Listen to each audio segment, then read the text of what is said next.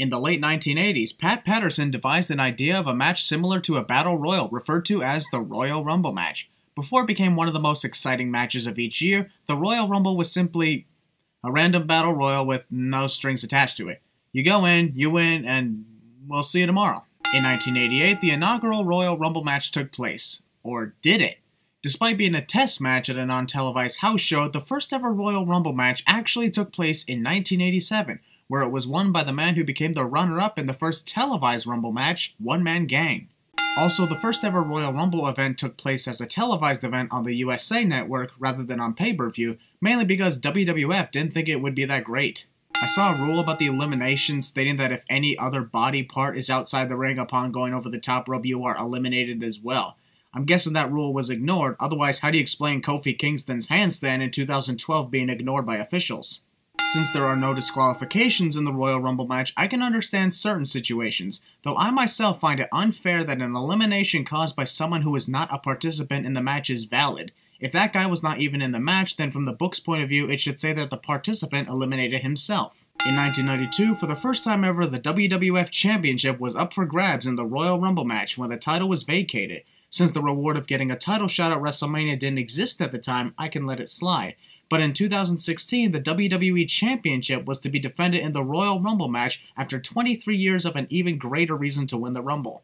Speaking of unusual situations, both Lex Luger and Bret the Hitman Hart got eliminated from the Royal Rumble match, and after continuous back and forth arguing, they were both deemed the winner and both got a title shot at WrestleMania 10 that year. In 2005, the same thing happened with John Cena and Batista, except for the fact that the match was restarted. What's ironic is they both ended up receiving title matches that same WrestleMania regardless of the restart. So why didn't they just restart the match back in 1994 or something?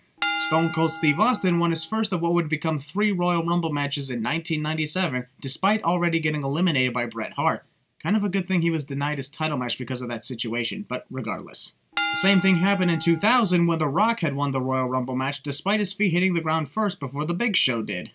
Even Vince McMahon himself won the Royal Rumble match in 1999, but he decided to give up his title opportunity at WrestleMania 15, thus making the 1999 match completely pointless. Winners of the Royal Rumble can also defend their title opportunity if there's someone else who wants a title shot. Enough said. If you won the Royal Rumble, you shouldn't have to defend that title shot at all. In 2006, Rey Mysterio lasted over 60 minutes to become the longest running participant in a single Rumble match, and he ended up losing his title opportunity to Randy Orton. Despite losing his title opportunity, he was reinserted into the match 5 days later on SmackDown. I don't know if I should send the fact that he put his title opportunity on the line, or the fact that he still competed for the title at WrestleMania despite losing his opportunity. The original time slot between each entry was 2 minutes, but later shortened to just 1.5 minutes, likely because people were getting bored of having to wait 2 minutes for 28 other entries. There have even been times that a wrestler was assaulted beforehand, thus never entering the match. I'm thinking to myself, that ain't fair to the one who lost his opportunity because someone prevented it, and that person should at least compete in another match to earn a shot at the title. Sounds to me that WWE has an obsession of putting the Royal Rumble event in San Antonio, Texas during a year with the number 7 in it, since it's hosted the 1997, 2007, and now 2017 event. I'm calling it now that the event will be held in San Antonio in 2027, when I'm likely retired from doing the Sin videos. In 1995, WWF really wanted to rush through the Royal Rumble match by having each entrant come out every 60 seconds and having the wrestlers get eliminated quickly. The match went on for 38 minutes, becoming the shortest Royal Rumble with 30 entrants.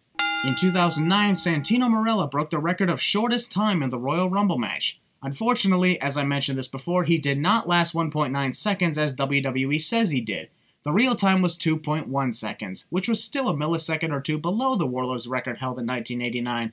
WWE was just desperate to break records, even if it meant lying in the record books of how the record was broken. Multiple gimmicks of a wrestler are allowed in the Royal Rumble match, as Mick Foley appeared 3 times in the 1998 Royal Rumble under his 3 Faces of Foley. Makes me wonder why Stardust didn't return to the Royal Rumble as Cody Rhodes, while I could enter the Royal Rumble as Christian Maracle and reappear as Hunter Bane later on. As far as WWE is concerned, the 2004 Royal Rumble doesn't even exist because of its winner. In some ways, I don't blame them for not mentioning the winner of the match, but making it seem like the match never existed is going a little too far. Despite the Royal Rumble winners getting a title shot at WrestleMania since 1993, only 48% have actually won the championships, which is something I find hilarious to think about. The decade of the 2010s have not been a great decade for Royal Rumble matches so far. mainly due to its possible lack of stars, or the fact that wrestlers who have already won a Royal Rumble match has won 3 of the past 4 Royal Rumble matches. I swear to God, they better not do that in 2017 too, making it 4 of the past 5. Surprise entrants are always fun to think about in the Royal Rumble match, but in 2012, WWE kinda went overboard by having almost 1/3 of the entrants be surprise entrants. To me, 1, 2, or 3 is fine, but not fucking 8. Oh yeah, forgot to mention that fucking commentators competed in the Royal Rumble match too. If that could happen, how come Howard Finkel didn't make an appearance in the Rumble, or a random fan in the front row too? In 2011, WWE expanded the Royal Rumble to 40 participants, mainly to allow 2 large stables to be in the match, and about 30% of the match was the stables dominating one entrant after the other, and making me check the time to see how long we had left. Good thing they went back to 30. If you jump the gun before your entrant number occurs, you are disqualified, as demonstrated by Finlay in 2008. While that is the case, people say Finlay was disqualified because he uses shillelagh, which is obviously inaccurate. Also, while weapons have been used in so many Royal Rumble matches, Finlay used his and they say he got disqualified for that. Their argument is his use of a foreign object, which is a stupid comeback considering a kendo stick is also a foreign object, and yet no one got disqualified from using that. With the exception of Alberto Del Rio and Roman Reigns at the time, 8 of the past 10 winners of the Royal Rumble have been wrestlers who were already multiple-time world champions and WrestleMania headliners. Which is why I'm hoping that uprising stars start winning Royal Rumble matches, as it's an opportunity to headline WrestleMania. Also, a lot of the time, the Royal Rumble winner does not headline WrestleMania. As a matter of fact, out of the 23 winners that received title opportunities in the main event of WrestleMania, 15 of them have actually been in the main event of WrestleMania that year. The previous 8 have either not competed for the title, was in the mid-card of the event, or, this makes me vomit in my mouth, they fucking opened the show instead of headlined it!